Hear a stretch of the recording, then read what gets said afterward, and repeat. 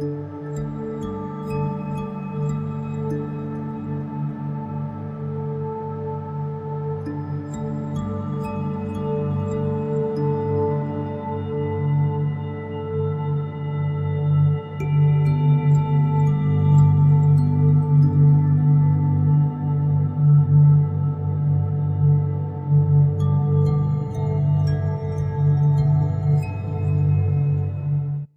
don't trust that everybody has a time. And if somebody is somewhere, that's how it's supposed to be. Now, you need to focus, keep your eyes on your paper. On your paper. Because I hear there's a few people out there in the streets trying to be better than Flavorbomb Nudie.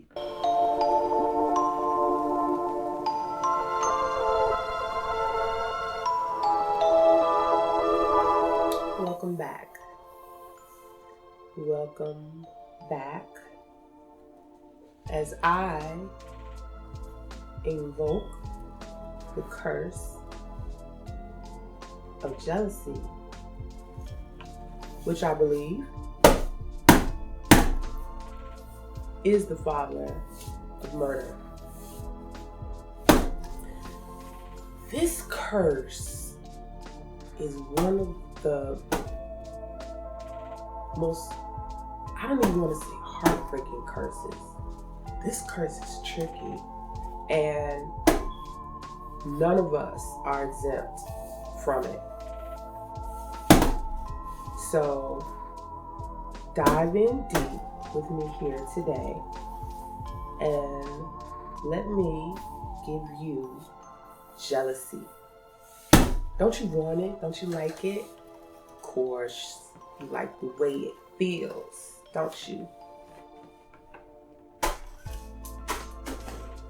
You like the way it feels to know that you aren't that important, you aren't that special, you aren't that smart, you aren't really too much of anything. But guess who is? Huh? Guess who's confident? Guess who's smart? Guess who's happy? Guess who feels good about themselves? Huh? Guess who'll go on YouTube in front of the whole world and tell everybody how their life is a party? Don't you want to know what that feels like? Don't you want to feel attractive? Imagine feeling attractive as a man. Imagine feeling sexy when you walk in the room. If you're a woman, oh honey, do I have to tell you how good it feels to feel sexy and loved and wanted by so many? Don't you want to know how good it feels to feel competent? Now just let that just sit in. Now, a few of y'all just felt a certain way right then and there. You see how that works? Do you see how that works? It's a motherfucker, ain't it? It's crazy. It's crazy if you don't have this core under control. I'm going to tell you something about jealousy, okay? I'll give you a little story about me. So I learned what jealousy was early on, and I was like, wow. And I'll tell you what my mother told me about it. So I used to be in the classroom. We could start off at first grade. The way they had that, man, the teacher would just call out all your personal information. But anyway, from the first grade to the second grade to the third grade, through all the grades, right?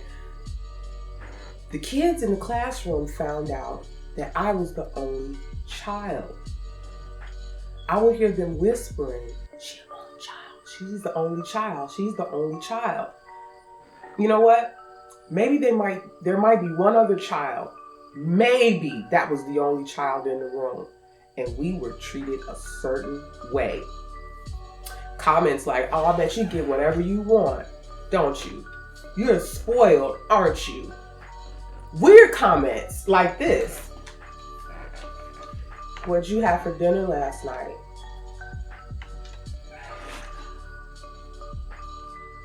How many pair of shoes do you have? Do you eat a lot of cake? I'm serious. Now that I'm older, who knows what those children were going through, right? But the heat was on Flavorbomb Nudie's little booty. And I told my mother about it. I said, Mama, some of them don't like me.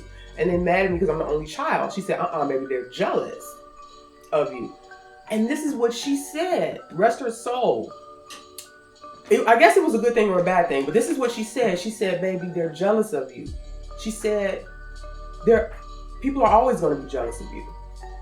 That was as much of a conversation or a lesson that I had about jealousy. She said, people are always going to be jealous of you. It just doesn't matter. So I thought it was a normal thing. I thought it was natural. That's how people are supposed to feel towards me.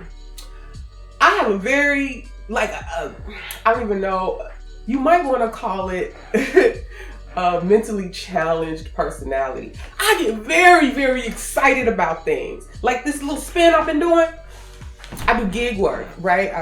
I told you in another video, maybe you saw it, maybe you didn't, but I do gig work, like gourmet catering. And all week while I'm at work, every now and then, I just spin. Ooh, I just feel like doing it. I feel happy. I feel excited. Why? I don't know. I just feel good, right? That right there pisses a lot of people off, makes them feel a jealous, weird feeling. The fact that I just like balloons and I'm just happy and I'll be excited about stuff, that makes people, because a lot of people, and this is true, a lot of people, unless you go, I always say this, unless you go and get professional psychological help or a therapist, or you're involved in religion or spirituality, you're probably unless you're religious, you're into spirituality, you know something about psychology. Because just going to therapists, you need to know a little bit about psychology yourself. So if you know something about psychology, you've been to a therapist, you have a religious background or a spiritual background, you're probably emotionally like 7 years old, emotionally. That's probably as far as you made it. And so your emotions are everywhere. When somebody comes in the room like me, feeling like me, Lord forbid, dressed like me, talking like me, acting like me, or anybody who's confident, that's going to trigger your insecurities. The smallest thing. I'm talking about the smallest thing. And guess how this curse turns? It'll be reversed on you. And you'll be forced. The only way you're going to get any kind of relief is to try to make other people jealous. You're going to be such an idiot. Because it doesn't really work like that. When jealousy hits, it hits, right? You can try to force people to be jealous, but that ain't the real jealousy. The real jealousy is when somebody's just in their own lane, in their own nature, and you're seething, okay? And so, I'm going to tell you how I got over jealousy. And without, I don't know, I'm going to sound like a goody two-shoes. But whatever it is that I was feeling a certain way about, I know this sounds crazy, right? But whatever it was I was feeling a certain way about, I went and got my, as I like to say, I went and got my shit off, right? It might have took me 3 to 6 months, but I got that. And I mean this. And some of these things I had to ask God to forgive me for, because it's the ego, right? I went and got that. And I'm going to just say, period, I'm going to leave it at that for all kinds of purposes. But whatever it was that triggered me, I went and got that. Until I became more spiritually aware, until I went and I got on psych meds, and I went and I talked to a doctor, and I tried to figure out why people have this and why I don't have this. Why is this like this for them? Why is it this like this for them? Why is it not for me? Why aren't things fair? Why? Okay?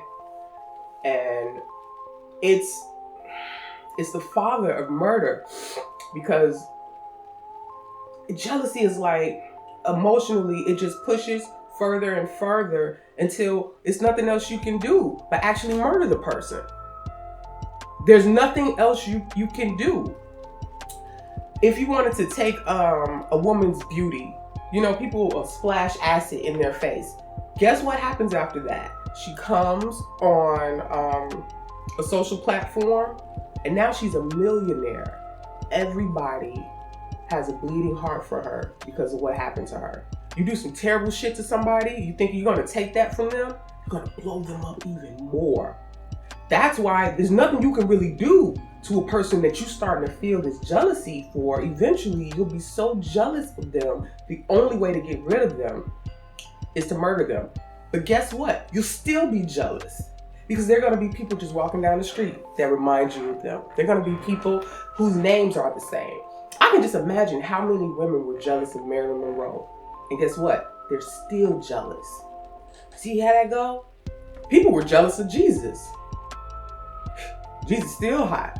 People were jealous of Mike. It never goes away. Really, the only way you're going to be able to get rid of jealousy is to kill yourself.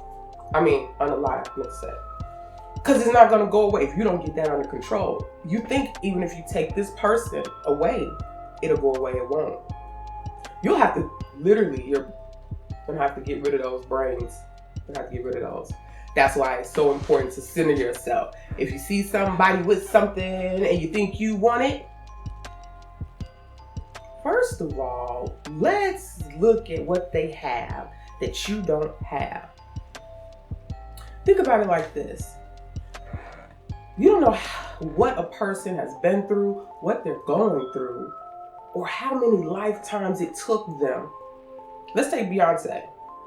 Let's say in her last life, she was 5 years old and she fell off a horse, and she was just paralyzed from the neck down her entire life. Maybe it's her time now. Maybe she was paralyzed from the neck down in her last life, and the life before that she was born blind, and the life before that she was born deaf, and the life before that. You see what I'm saying? Maybe it's her time. You don't trust the universe. You don't trust that everybody has a time. And if somebody is somewhere, that's how it's supposed to be. Now, you need to focus, keep your eyes on your paper. On your paper. Because I hear there's a few people out there in the streets trying to be better than Flavorbomb Nudie. Actually, I didn't. I'm just talking shit. But imagine you trying to be better than me instead of trying to be just better than you. See, you don't know what's going on behind closed doors with me. You don't know what's going on in my mind before I go to sleep. You don't know what's going on when I'm all alone. You don't know if I hear voices. You don't know if I'm trying to stop myself from stepping in front of a train. You don't know what or who I really am inside. You don't know what I've been through. So don't look at me and look at others and look at millionaires and trillionaires. You don't know. You really don't know. And imagine if, before I go to bed, I feel like I'm the sexiest woman alive. Imagine if when I'm all alone, I'm dancing and singing. Imagine if this is Beyonce's first time being born. What's it to you? Stop hating. What if people really do feel good about themselves and it's their time to shine? What's it to you? Focus on you. You go eat a salad. You go pick up a book and go to school. You. Jealousy is you. It's you. It's you feeling a certain way about somebody in a shell. You don't know what's in that shell. You don't know when you crack that egg, you don't even know if it's rotten, and you sitting there seething and jealous. Stop that. Stop it.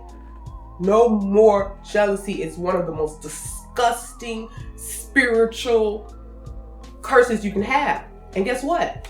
I can smell it. I can smell it. I can smell it. It's a stench.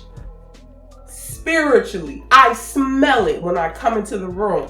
And a lot of people have a look on their face. I'm gonna tell you how jealousy looks. It looks like you really, really want a hamburger, and at the same time, you just seen the most beautiful thing in the world. It's a longing. I see it. It's like a painful longing. It's in your face. It looks something like this.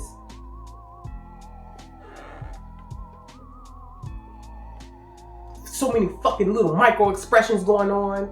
The admiration of it. Looking up to it. Wishing you could be a part of it. And at the same time, you're so angry you want to kill it. You want to take it away. That's weird. Very weird. And you got to get control of that. And I know you hear it in your mind. Maybe you can fake it. But you know when you hating. You know when you hating. Focus on yourself. That's a terrible, terrible, terrible curse to have. And you're going to be around people who are happy. Sometimes they're mentally challenged. And they're too happy for no reason. Like me. And I always have to tone it down not to make people feel a certain kind of way. But I've been dealing with it since a young child. And if you are dealing with jealousy, go and talk to somebody. Pick up a Bible. Grab you a psychology book. Because you're like 7 years old emotionally. And this is the curse. It is the curse. It is the father of murder. The only way you can escape it is to murder yourself. It is a curse that will haunt you until you are 80 years old. And you're probably been suffering from it since you were 4 years old. That's a terrible curse. I feel sorry for people who are going through it. But I'm so happy. I'm so happy. Get like me.